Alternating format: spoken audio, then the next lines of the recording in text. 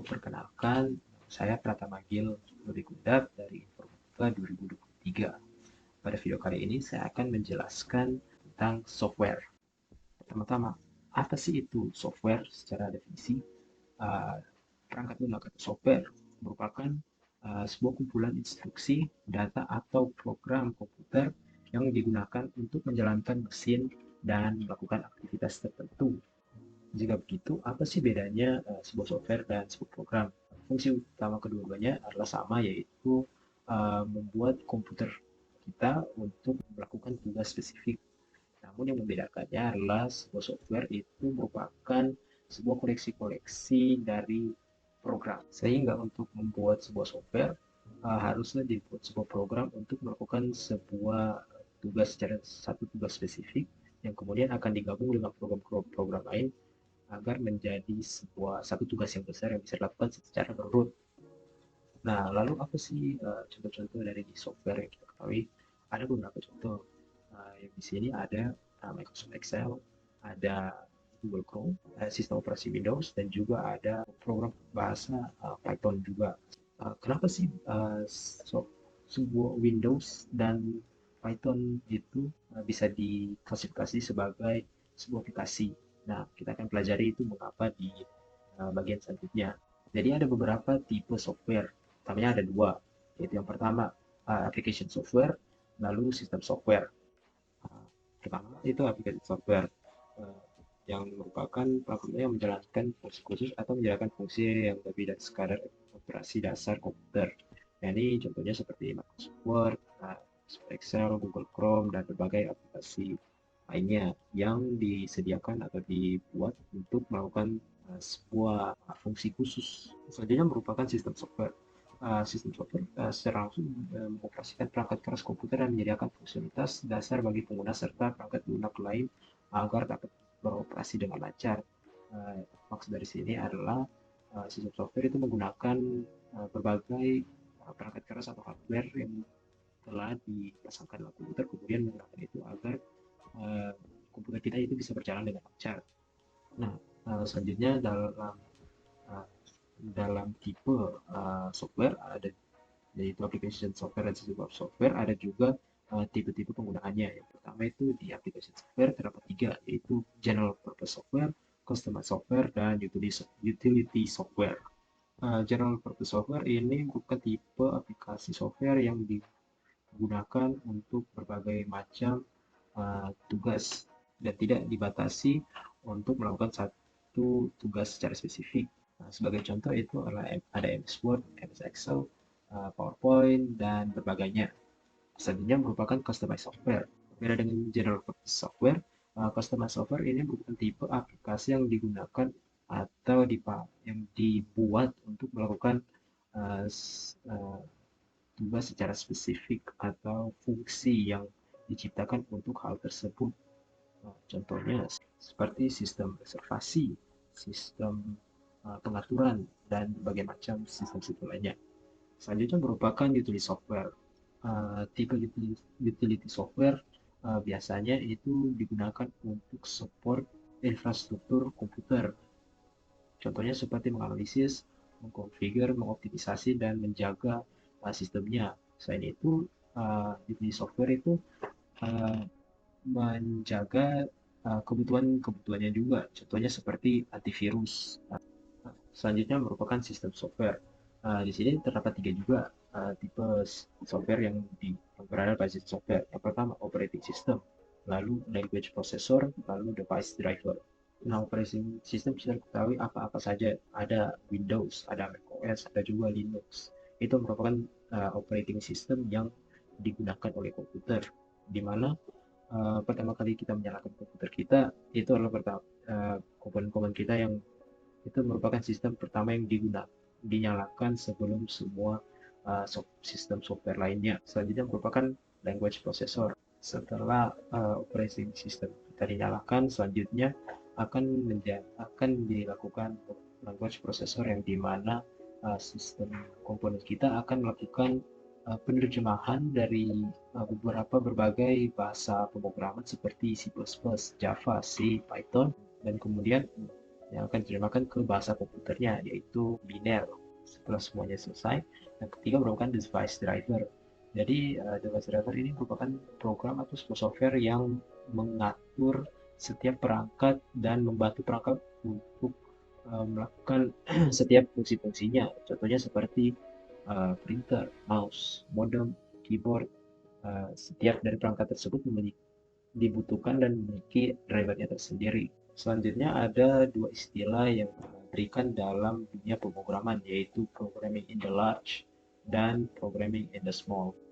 Istilah ini diciptakan oleh Frank Dremel dan Hans Krohn di tahun 1975 dalam sebuah kertas yang mereka buat dengan nama yang sama, yaitu programming in the large versus programming in the small.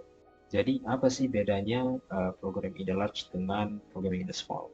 Uh, jadi ada 3 poin bisa dibedakan. Ya, untuk programming in the large, seringkali programming large ini dilakukan oleh grup besar maupun grup kecil. Lalu dalam pemrograman itu dibutuhkan planning yang itu dengan tujuan menghasilkan sesuatu di jangka yang panjang. Seringkali ini akan menghasilkan software dengan skala besar, contohnya seperti aplikasi e-commerce. Nah, lalu bedanya dengan programming small, programming small itu hanya melakukan program-program yang berskalanya kecil. Jadi sehingga itu seringkali dilakukan secara individual atau dengan kelompok kecil. Tujuan dari itu programming in the small ini biasanya hanya membuat sebuah prototype dari sebuah program yang akan dipakaikan selanjutnya di program yang skala besar. Jadi seringkali itu hanya dilakukan untuk pengetesan fungsi-fungsi yang belum bisa diinterpretasikan, dimasukkan ke dalam program yang akan direncanakan dalam jangka panjang tersebut. Lalu program in the small ini biasanya juga sebagai proyek-proyek kecil yang membuat program-program kecil, contohnya seperti kalkulator, tidak membutuhkan set kode yang kompleks seperti aplikasi-aplikasi lainnya.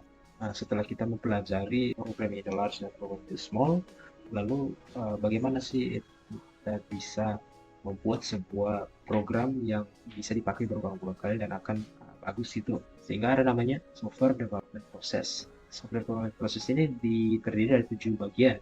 Yang pertama ada analysis and planning, lalu requirements, lalu design and prototyping, lalu software development, kemudian di testing, lalu deployment, lalu di maintenance dan di update.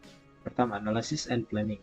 Dalam membuat sebuah program kita harus melihat apa sih yang kita harus buat gitu, apa yang kita perlukan, apa saja resource yang ada untuk kita dan bagaimana kita bisa menggunakan setiap resource itu dengan efektif. Lalu jika dalam mengerjakan sebuah proyek yang besar, bagaimana kita bisa mengatur sebuah jadwal untuk mencapai goal tersebut pada waktu tersebut. Kemudian jika ini yang merupakan sebuah proyek yang membutuhkan dana, berapakah dana yang harus dikeluarkan sehingga program tersebut bisa selesai. Setelah menganalisis kemudian planning pada project ini, kita membutuhkan itu adalah requirements-nya. Di sini requirements kita perlu lihat siapa saja yang akan menggunakan software tersebut, apa saja yang data-data yang digunakan, apa saja, lalu bagaimana menggunakan program atau tidak fungsi ini dalam bagi program-program lainnya jika sudah memiliki software yang sudah ada, atau tidak, bagaimana secara security atau tidak privacy untuk sebuah software ini jika dikeluarkan atau tidak. Itu merupakan hal-hal yang perlu dipertimbangkan dalam membuat sebuah software. Selanjutnya setelah hal-hal tersebut dipikirkan, bisa melanjut ke desain dan prototyping. Seringkali desain itu diasosiasikan dengan secara estetik dari sebuah karya itu. Tapi di sini dalam pembuatan software kita harus melihat bagaimana secara fungsional, bagaimana itu desain dari sebuah aplikasi tersebut. Apakah untuk pengguna-pengguna itu enak untuk dipakai, enak untuk dilihat. Hal tersebut akan membuat kita untuk mencoba terus-menerus melihat desain yang bagus dengan intuitif bagi setiap pengguna. Setelah kita sudah mengetahui apa desain yang kita akan menggunakan, apa saja kebutuhan untuk software tersebut dibuat, apa saja tujuannya. Sekarang adalah fase yang tersusah, yaitu software development. Tentu saja ini merupakan bagian yang susah karena membutuhkan banyak orang untuk mengcoding bagian-bagian tersebut agar bisa terpenuhi. Setelah melakukan beberapa prototype atau tidak selesai pengodingan, saya lanjut di fase testing, di mana akan ada tim untuk melakukan testing pada aplikasi tersebut. Contohnya seperti apakah ada kesalahan dalam fungsi tersebut, fungsi A atau fungsi B, atau tidak, bagaimana desain untuk software tersebut, atau tidak, bagaimana user experience yang dirasakan, apakah enak untuk digunakan aplikasi tersebut atau hanya menyusahkan. Hal-hal tersebut yang akan diulang-ulang sampai uh, sudah mendapatkan hasil yang memuaskan. Dengan kelamaan menggunakan software tersebut pasti akan menjadi keleluasa. Ada kemungkinan beberapa error bisa terdapat saat menggunakan software tersebut, sehingga maintenance dan update harus dilakukan untuk uh, memper- memperbaiki hal-hal tersebut, atau tidak menambahkan berbagai fitur yang fungsinya baru bagi pengguna dari software tersebut. Salah satu contohnya yaitu seperti YouTube, yang sampai sekarang akan terus diperbarui dengan fitur baru ataupun memperbaiki fitur-fitur lama mereka yang terlihatnya rusak. Nah, demikianlah dari video ini. Semoga materi-materi yang diberikan yang terdapat pada video ini bisa membantu dalam meluas pengetahuan Anda tentang software, bagaimana apa itu software, kemudian tipe software, lalu bagaimana sebuah software diaplikasikan dalam skala kecil maupun besar, dan bagaimana prosesnya membuat sebuah software. Terima kasih.